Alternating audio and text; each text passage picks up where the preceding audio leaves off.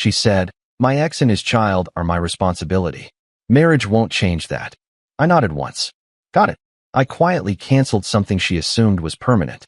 No announcement. No warning. The reaction didn't come from her first. I'm 37, and I thought I'd found someone who understood what partnership meant. My girlfriend and I had been together for 3 years, living together for the last 18 months. She had a daughter from a previous relationship who was 7 when we met, now 10. Sweet kid, and I'd grown to care about her. The ex-husband was in the picture, shared custody, generally seemed like a decent enough guy from what I'd observed at school events and handoffs. The problems started gradually. Little things I noticed, but didn't want to make a big deal about. My girlfriend would rearrange our weekend plans if her ex needed her to watch their daughter on his time. She'd take his calls at any hour, stepping away to talk privately.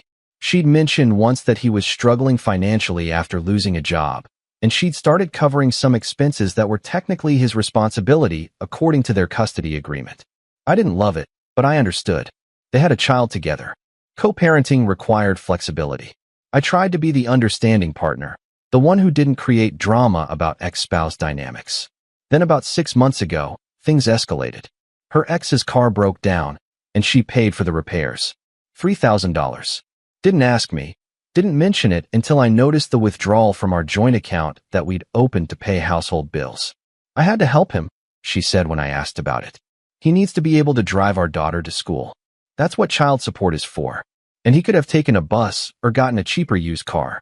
He's struggling. I'm not going to let him fall apart when it affects our daughter. Our daughter or his transportation. She got defensive. You don't understand what it's like to co-parent. Maybe I didn't. So I let it go. 2 months after that, her ex lost his apartment. Rent had gone up. He couldn't afford it on his reduced income. My girlfriend started talking about solutions. Maybe he could stay in our guest room temporarily. Maybe we could help him with first and last month's rent somewhere cheaper. I drew a line there. No, he's not moving into our house. I didn't say permanently, just until he gets back on his feet. That's what temporarily always means until it doesn't. He's an adult. He needs to figure this out himself. What about our daughter? She needs stability. She has stability. She has a home with you. What her father does with his living situation is his problem to solve. We fought about it for a week. Eventually, she agreed he wouldn't move in. Instead, she co-signed a lease for him at a new place. Didn't tell me until after she'd done it. You co-signed? Do you understand what that means financially if he defaults? He won't default. He's getting back on track. You're legally responsible for his rent now. Only if he doesn't pay, which he will. Spoiler, he didn't always pay. And when he didn't, she covered it. From our joint account. Again, 3 weeks ago, everything came to a head. We were supposed to go away for a long weekend, something we'd planned for months. A nice resort, a break from work and stress, just the two of us. Her daughter was supposed to be with her ex that weekend anyway, so the timing was perfect. The Thursday before we were set to leave, her ex called. I could hear his voice through the phone, agitated, talking fast. My girlfriend's expression changed immediately. She hung up and looked at me. We need to cancel the trip. What? What? He got fired. He's having a crisis. I need to be here for him. Be here for him? We've had this trip planned for months. We already paid for it. I'll pay you back for my half.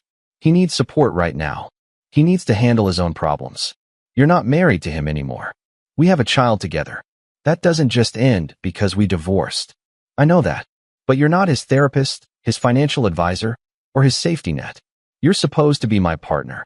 I am your partner. But my ex and his child are my responsibility. Marriage won't change that. Marriage.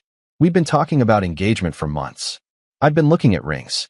And now she was telling me that marriage wouldn't change the fact that her ex-husband would always come first. I nodded once. Got it. Her face softened, like she thought I was agreeing with her. Thank you for understanding. I knew you'd. I'm going on the trip. You can do whatever you want. You're going alone? You just canceled. I'm not canceling. That's incredibly selfish. Is it? Because from where I'm standing, you're choosing to manage your ex-husband's emotional crisis over our relationship. That feels pretty selfish to me. I went on the trip alone. Spent 4 days at a resort, trying to think clearly about whether this relationship had a future. The answer kept coming back to no, but I didn't want to face it yet. When I got back, her ex was at our house, sitting on our couch, looking perfectly comfortable, Eating takeout with my girlfriend and her daughter like he lived there. What's this? My girlfriend stood up quickly. He's just visiting. Spending time with our daughter. In our living room. Where I pay rent. It's just for a few hours. But it wasn't just a few hours. Over the next week, he was there constantly. Picking up their daughter early and staying for dinner. Showing up on weekends to help with projects around the house. Projects I was apparently supposed to be okay funding and hosting. I started looking at my options quietly. Checked the lease, which was in both our names, but I'd paid the deposit. Reviewed our joint account activity and realized she'd been funneling money to her ex for almost a year. Thousands and thousands of dollars. I called my lawyer, someone I'd used for contract work in the past. Asked hypothetical questions about living arrangements, joint accounts, financial entanglement. Then I made a decision. I went to the bank and closed our joint account. Transferred my half plus the portion she'd given to her ex without my permission, which I calculated based on the transaction history. Opened a new account in just my name. I called the landlord and asked about breaking the lease. He said I could, but I'd lose my deposit. I told him that was fine. Gave him 30 days notice that I'd be moving out. I contacted the utility companies and had everything switched to her name only, effective the end of the month. And then I didn't say anything to her. Not a word. Just started packing my things gradually, a box here and there, storing them at a friend's place. I went about my routine like nothing had changed. Made dinner, went to work, came home, watched TV. She had no idea. Update 1. The first reaction didn't come from her. It came from the landlord. He called her 2 weeks after I'd given notice. I was at work, but she called me immediately, voice shaking. The landlord just called. He said you gave notice to move out. Is this some kind of mistake? No mistake. What are you talking about? You're moving out. End of the month. Without discussing it with me? Like you discussed co-signing your ex's lease? Or paying for his car? Or canceling our trip? Silence. This is insane. You can't just leave. I can actually. I already did the paperwork. What about the rent? What about it? I can't afford this place on my own. That sounds like a problem you'll need to solve. Maybe your ex can help. He seems to spend enough time there. This is cruel. No, this is me recognizing that I'm not your partner. I'm your ATM and your ex-husband's benefactor. I'm done being both.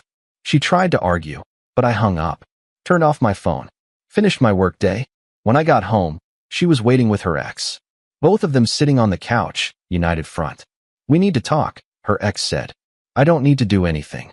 You're putting my daughter in an unstable situation. Your daughter isn't my responsibility. You both made that very clear. My girlfriend stood up. That's not fair. You knew I had a child when we started dating. I did. I didn't know I was also going to be financially supporting her father indefinitely. He's struggling. Everyone struggles. Most people don't have their ex-wife's boyfriend subsidizing their life. Her ex stood up too. I never asked for your money. You didn't have to. She gave it freely. From an account we both contributed to. Without asking me. That's between you and her. It was. Now it's resolved. I'm leaving. You can't just abandon her. Watch me. I walked past them to the bedroom, started packing more openly now. Clothes, toiletries, personal items. They followed me, both talking at once, her crying, him angry, accusations flying about my character, my commitment, my selfishness. I packed in silence. Loaded 3 boxes into my car. Came back for more. Where are you going? My girlfriend asked. Does it matter? I love you.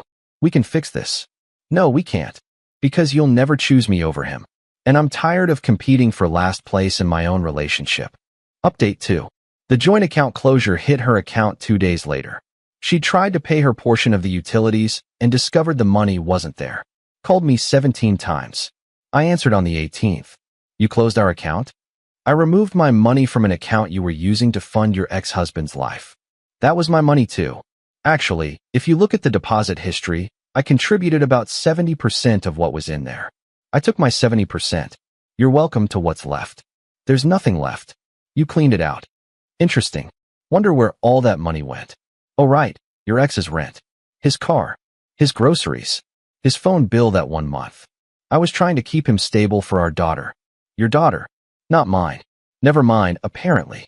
How am I supposed to pay rent? Again, not my problem anymore. Maybe your ex can finally step up. She tried tears. Tried anger. Tried bargaining. None of it worked because I'd already emotionally left weeks ago. I just hadn't left physically until now. I moved into a furnished apartment, month to month, while I looked for something permanent. Forwarded my mail. Changed my address on everything important. My girlfriend showed up at my office 3 days after I'd moved out. Security called me from the lobby. There's someone here to see you. Says she's your girlfriend. She's pretty upset. Tell her I'm in a meeting. She says she'll wait. Tell her I'm in meetings all day. I left through the back entrance. Went to a friend's place. Stayed there until I was sure she'd given up. She started texting me screenshots of bills she couldn't pay. The rent notice. The utility cutoff warnings.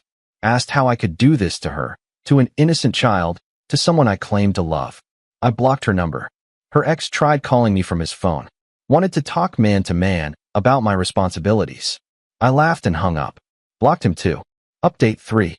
2 weeks into my new apartment, I got a call from my lawyer. My ex-girlfriend had tried to take me to small claims court for abandonment and financial damages. Can she do that? I asked. She can try, but based on what you've told me, she doesn't have a case. You gave proper notice to the landlord. You removed your own funds from a joint account. You didn't violate any agreements. So I'm good. You're fine. I'll respond to her filing. It'll get dismissed. And it did. The judge apparently asked her what financial agreement I'd violated, and she couldn't produce one. Said it was implied that I'd continue supporting the household. Judge told her implied agreements aren't enforceable and dismissed the case. That's when her family got involved. Her mother called me from a number I didn't recognize. I answered thinking it was work-related. You've destroyed my daughter's life. Hello to you too. She's going to lose her apartment. She can't afford it without you. She should have thought about that before spending my money on her ex-husband. He's the father of her child, and I'm nobody's father. I was just the wallet. You're cruel and selfish. I'm realistic. Your daughter chose to prioritize her ex over her actual partner. I made a choice too. Mine was to leave. What about her daughter? What about her? She has 2 parents. Neither of them are me. They can figure it out. Her mother tried the guilt angle for 20 more minutes. I let her talk, said nothing, then hung up when she paused for breath. Her sister tried next. Different approach, more manipulative. Told me my girlfriend was having a mental health crisis over this. That she was falling apart. That I needed to be the bigger person. If she's having a mental health crisis, she should see a therapist. I'm not her emotional support ex-boyfriend. You're just going to abandon someone you loved? I loved someone who doesn't exist. The person I was dating hid who she really was until I was invested. Now I'm uninvested. Update 4. A month after I moved out, I heard through mutual friends that my ex-girlfriend and her ex-husband had moved in together. For financial reasons, apparently. To provide stability for their daughter. I laughed when I heard that. Because of course, that's what she'd wanted all along, whether she admitted it or not. Some fantasy of keeping her family together, just with me funding it from the outside. The mutual friend asked if I was okay with it. Why would I care? You were together for 3 years. And she spent 3 years prioritizing someone else. I'm fine. And I was. Better than fine, actually. I was sleeping better. Not stressed about money disappearing from accounts. Not wondering when the next crisis would require me to subsidize someone else's life. I signed a lease on a nicer apartment. 1 bedroom, just for me. No guest room for unexpected ex-husbands. No joint accounts. No complications. Started dating casually. Nothing serious. Just reminding myself what it felt like to be someone's priority instead of their backup plan. Update 5. 3 months gone, I got an email from my ex long, rambling, full of apologies and explanations. She'd realized she'd taken me for granted. She'd been wrong to prioritize her ex the way she did. She wanted another chance. She'd set boundaries now. Things would be different. I read it once. Deleted it. Didn't respond. She tried again a week later. Shorter email. Just asked if we could talk. I responded with 1 line. There's nothing to talk about. Her ex actually showed up at my new apartment building. Got past the lobby somehow. Knocked on my door at 8 p.m. on a Tuesday. I looked through the peephole, saw him, didn't open the door. I know you're in there, he said through the door. We need to talk. No, we don't. You can't just walk away from your responsibilities. Watch me. I've been doing it successfully for months. She's struggling because of you. She's struggling because she made bad choices. I'm not responsible for fixing them. Her daughter asks about you. That one almost got me. Almost. But then I remembered. Not my daughter. Never was. Just another tool to try to manipulate me into staying. Tell her I hope she has a good life. Tell her mother to stop having you do her dirty work. He stood there for another minute, then left. I watched through the peephole until he got in the elevator. Final update. It's been 6 months now. I'm settled in my new place, dating someone who has her own life and doesn't need me to fund her ex's existence. She's independent, functional, treats me like a partner instead of a resource. I heard recently that my ex lost the apartment. She and her ex and their daughter moved in with her parents. They're apparently working on their relationship, which is exactly what I suspected she wanted all along. Part of me wonders if she ever actually loved me, or if I was just convenient. Someone stable to pay bills while she tried to fix her broken family from her first marriage. Doesn't matter now. That's not my problem anymore. My new girlfriend asked about my ex once, early on. I gave her the brief version. So she chose her ex-husband over you? Basically. And you just left? After trying to make it work for years, yes. I just left. Good. You deserved better. Yeah, I did. Someone asked me at work if I missed her. If I regretted how things ended. If I wished I'd tried harder to make it work. I thought about it honestly before answering. No. I regret wasting 3 years learning a lesson I should have learned in 3 months. But I don't miss her. I miss who I thought she was. The real version of her? I don't miss that person at all. And that's the truth. I don't miss being last priority. I don't miss funding someone else's life. I don't miss competing with a previous marriage that never actually ended. I got out. Some people don't. They stay for years, decades, slowly drowning in someone else's dysfunction while being told they're selfish for wanting to breathe. I chose myself. Finally. And everything got better after that.